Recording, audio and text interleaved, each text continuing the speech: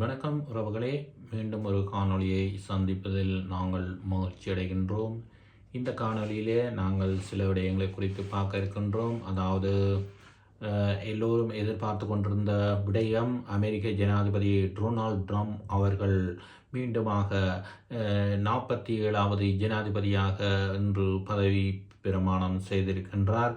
அவர் என்ன சொல்லியிருக்கிறார் என்ற விடயங்களையும், மற்றும் அத்தோடு கூட மஹிந்த ராஜபக்ச, அதாவது முன்னாள் ஜனாதிபதி அவர்களுடைய வீடு விடுவிப்பது தொடர்பாகவும், அத்தோடு கூட உலக பாதாள உலக கும்பலுடைய கைகளிலே இராணுவத்திலிருந்து 72 துப்பாக்கிகள் தொடர்பாகவும், விமல் ரத்நாயக்கா இன்று தொடருந்திலே பயணம், இது தொடர்பாகத்தான் இந்த காணொலியை நாங்கள் பார்க்க இருக்கின்றோம். எனவே அன்பார்ந்தவர்களை வாருங்கள் காணொலிக்குள்ளே நாங்கள் செல்கின்றோம்.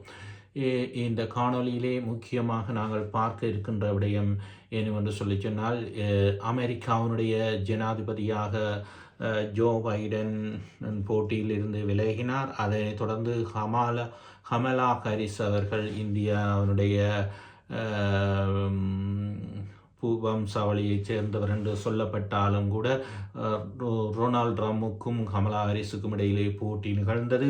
இந்த போட்டியிலே ரொனால்ட் ட்ரம்ப் அவர்கள் வெற்றி பெற்றிருந்தார். அவர் ஜனாதிபதியாக இதற்கு முன்னரும் ஒரு முறை ஜனாதிபதியாக இருந்தார். அதாவது 45வது ஜனாதிபதியாகவும் இருந்து பிறகு 46 ஜோ பைடன் கைப்பற்றினார். இதனைத் தொடர்ந்து 47வது ஜனாதிபதியாக டொனால்ட் ட்ரம்ப் மீண்டுமாக தெரிவு செய்யப்பட்டிருக்கிறார். இவர் ஜனாதிபதியாக வந்ததும் பல்வேறுபட்ட விடயங்களை சொல்லியிருக்கின்றார். தான் ஜோ பைடனை போல் முன்னர் அந்த காட்சி காலங்களிலே 4 ஆண்டுகள் நான் இருந்திருந்தால் இந்த ரஷ்ய உக்ரைன் இந்த போர் நிகழ்ந்திருக்காது. அது மாத்திரமல்ல,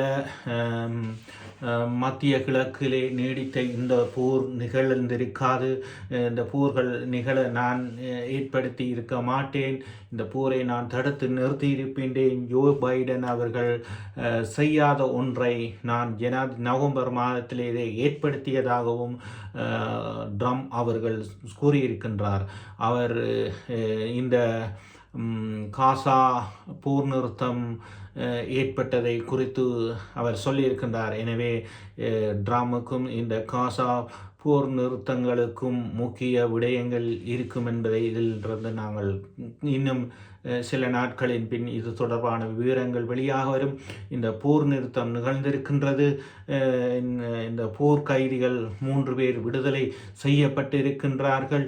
இப்படிப்பட்ட அழிவுகளும் இப்படிப்பட்ட உயிரிழப்புகளும் நிகழ்ந்திருக்காது என்பதை குறித்து தான் ட்ரம்ப் அவர்கள் தன்னுடைய விடயங்களிலே அவர் உரையிலே தெரிவித்திருக்கின்றார் என்று சொல்லப்படுகின்றது. அதாவது அவர் பதவி ஏற்பதற்கு முன்பதாக இன்று அவர் கையிலே அவர் ஜனாதிபதி மாளிகையிலே அவங்கள் பதவி எடுப்பதும் அவர்கள் முதலிலே கையில் எடுத்துக்கொள்ளக்கூடிய அவருடைய விடயமாக இருந்தது. அதாவது பரிசுத்த வேதாகமத்தை அவர் பெற்றுக்கொண்டுதான் இந்த விடயங்களை குறித்து அவர் சொல்லியிருக்கின்றார். அவர் அதாவது பரிசுத்த வேதாகமம் சொல்லுகிறபடி அதை கையில் தூக்குவதாக இருந்தால் சத்திய பிரமாணத்திலே வந்து சத்தியம் அதிலே மறைந்திருக்கின்றது. அவ்வாறே அந்த சத்தியத்தை அவர் கை கொள்ள வேண்டும், சத்தியத்தை மதிக்க வேண்டும். பரிசுத்த வேதாகமத்திலே ஒருவர் கொல்லவோ அழிக்கவோ நிகழாதபடி நீதியாகவும் உண்மையாகவும் ஒருவர் மன்னித்து நேசித்து நடக்க வேண்டும். அவ்வாறு அவர் செயல்படுவாரா என்பதை நாங்கள் தொடர்ந்து பார்ப்போம். அவ்வாறு அவர் செயல்பட நாங்களும் இறைவனை பிரார்த்திப்போம். அவர் தொடர்ந்தும் அவர் சொல்லியிருக்கின்றார், ரஷ்ய உக்ரைன் போரை தான் முடிவுக்கு கொண்டு வருவேன் என்றும் சொல்லியிருக்கிறார். அது மாத்திரமல்ல, எல்லை கடந்து வரும் அமெரிக்காவுக்குள்ளே உள்நுழைகின்ற அகதிகளை தான் தடுத்து நிறுத்துவேன் என்றும் சொல்லியிருக்கின்றார். அத்துமீறி சட்டவிரோதமாக தங்களுடைய நாட்டுக்குள்ளே தாங்கள் பாதுகாப்போம், எல்லை சுவர்களை நாங்கள் எழுப்புவோம் என்ற விடயங்களை குறித்தும் ட்ரம் அவர்கள் சொல்லியிருப்பதாக இங்கே சொல்லப்படுகின்றது. தங்களுடைய நாட்டுக்குள்ளே அவ்வாறு இனிமேல் அத்துமீறி எல்லை கடந்து நுழைந்து வர முடியாத அவ்வாறானவர்களை சட்டவிரோத தங்களுடைய நாட்டுக்குள்ளே செயல்படுகிற விடயங்களை நாங்கள் தடுத்து நிறுத்துவோம், வன்முறைகளை நிறுத்துவோம் என்ற மாதிரி தான் ட்ரம் அவர்கள் தெரிவித்திருக்கின்றார். எனவே நாங்கள் ட்ரம்முடைய விடயங்களை பொறுத்திருந்து பார்ப்போம். அவர் நல்லது செய்ய வேண்டும். இந்த யுத்தங்களை அநியாயமாக நடக்கின்ற இந்த உயிரிழப்புகளை, இந்த வன்முறைகளை நிறுத்தி ஒரு அமைதி வேண்டும், ஒரு சமாதானம் வேண்டும். அவ்வாறு ட்ரம்ப் அவர்களிடத்திலிருந்து நாங்கள் எதிர்பார்த்து காத்திருப்போம். தொடர்ந்துமாக எங்களுடைய முன்னாள் ஜனாதிபதி மஹிந்த ராஜபக்ச அவர்களுக்கு வழங்கப்பட்டிருக்கின்ற அரசாங்க வீடு, அவர்கள் அதிலே அதிக பணங்களை செலவழித்து பாதுகாப்புகள் வழங்கப்பட்டு அரச நிதிகள் வீண் விரயம் செய்யப்படுவதாகவும், இந்த வாடகை பணங்கள் செலுத்தப்படாமல் அரசனுடைய செலவிலே இவர்கள் வாழ்ந்து வருவதாகவும் குறிப்பிட்டிருக்கின்றார்கள். எனவே அவர்கள் தாங்கள் இது ஜனாதிபதி அவர்கள் நேற்று இடத்திலே பேசியதன் பிரகாரம் ஜனாதிபதி அவர்களுடைய மகன் நாமல் ராஜபக்ச அவர்கள் தாங்கள் அனுரகுமார அவர்கள் உத்தரவு எழுத்து மூலம் கொடுக்கப்பட்டால் நாங்கள் அந்த வீடுகளை விட்டு வெளியேறுவோம் என்று சொல்லியிருக்கின்றார்கள். இவ்வளதெல்லாம் சொல்லி இவ்வாறான ஒரு கேவலமான நிலையிலே நீங்கள் ஒரு நாட்டை மீட்ட ஒரு ஜனாதிபதி என்று நீங்கள் சொல்கிறீங்க, ஒரு போரை முடிவுக்கு கொண்டு வந்த ஜனாதிபதி என்று சொல்கிறீங்க. ஜனாதிபதியாக இருந்தால் அடுத்த பிரதமர் பதவிக்கு ஆசைப்பட்டு வாரீங்க. ஜனாதிபதியாக இருந்துட்டால் ஜனாதிபதியாக இருந்ததோடைய போங்க, அதில் இருந்து பிரதமர் பதவிக்கு வர்றது, திரும்ப போட்டியிட்டு மக்களால் நிராகரிக்கப்பட்டு போனால் திரும்ப தேசிய பட்டியலில் வாரது பாராளுமன்றத்துக்கு. மக்கள் உங்களை விட்டுட்டு போங்கவன். ஏனப்பா இப்படியெல்லாம் கேவலமான பேச்சுகளை நீங்கள் கேட்குறீர்கள் தன்றீர்கள்? ஒரு கௌரவமான ஒரு போரை முடிவு கொண்டு வந்த மனுஷன்ட்டு நீங்கள் சொன்னால், தகப்பனாக இருந்தானே, மகனாக இருந்தானே, அண்ணனாக இருந்தானே, தம்பியாக இருந்தானே, இன்னும் பதவி ஆசையும் பதவி பெறியும் என்ன உங்களுக்கு? இவ்வளவு கேவலமாக வீட்டை விட்டு திறத்துற அளவுக்கு கௌரவமான மனுஷர் நீங்கள் ஒரு செல்வந்தராக இருந்தால், நாட்டினுடைய ஒரு மதிப்புக்குரிய மக்களால் மதிக்கப்படக்கூடிய ஆக்களாக இருந்தால், இவ்வளவுத்துக்கே நீங்கள் வீட்டை விட்டுட்டு வெளியே போகணும். புறம் எழுத்து மூலம் கேட்டுக்கொண்டு இருக்கிறீர்கள். விட்டுட்டு போங்க ஐயா. ஒரு போர்வெற்றி தலைவனாயிருங்கோ, யுத்தத்தை முடிவு கொண்டு வந்த தலைவனாயிருங்கோ. மக்கள் இப்போ உங்களை நிராகரிச்சுட்டு இருந்தானே. புறேன் வாரியல் தேசிய பட்டி, புறவேன் வாரியல் பிரதமர். ஜனாதிபதியாக இருந்தால் ஜனாதிபதியோடு இருந்துட்டு போங்க, அதான் கௌரவம்.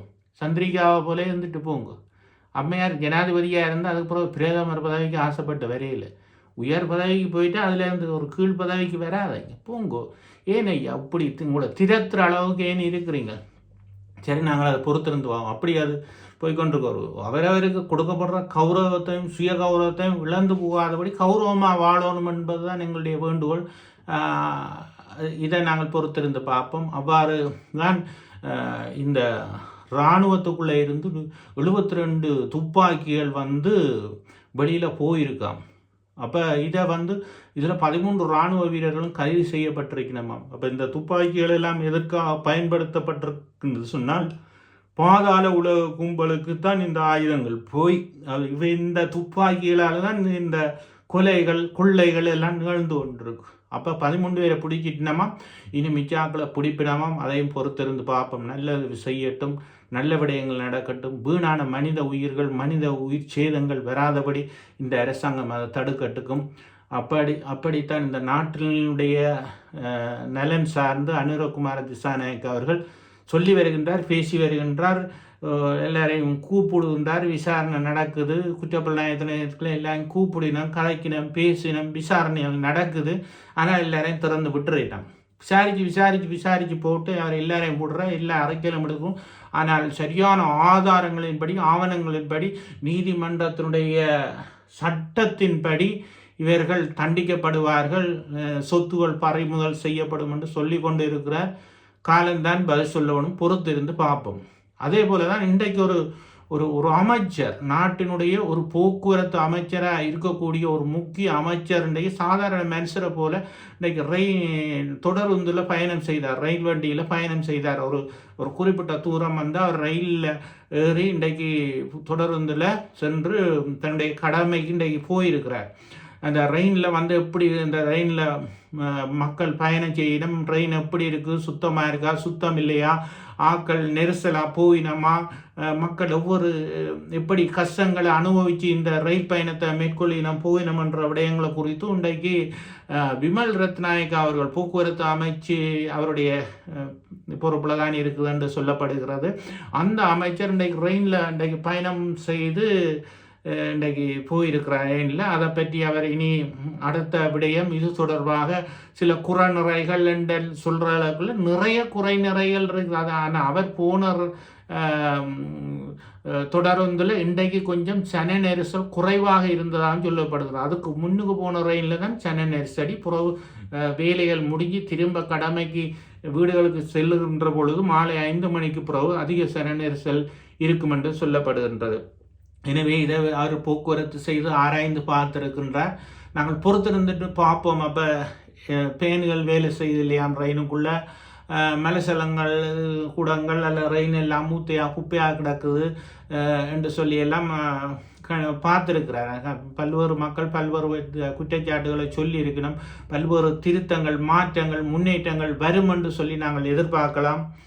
ஓகே நேயர்களே, நாங்கள் தொடர்ந்து பார்ப்போம் நாட்டில் என்னென்ன மாற்றங்கள், என்னென்ன விடயங்கள், நல்ல விடயங்கள் வருதென்றை அடுத்த காணொலியிலே நாங்கள் பார்ப்போம். ஓகே, நன்றி, வணக்கம். மீண்டும் ஒரு காணொலியில் சந்திப்போம். வணக்கம்.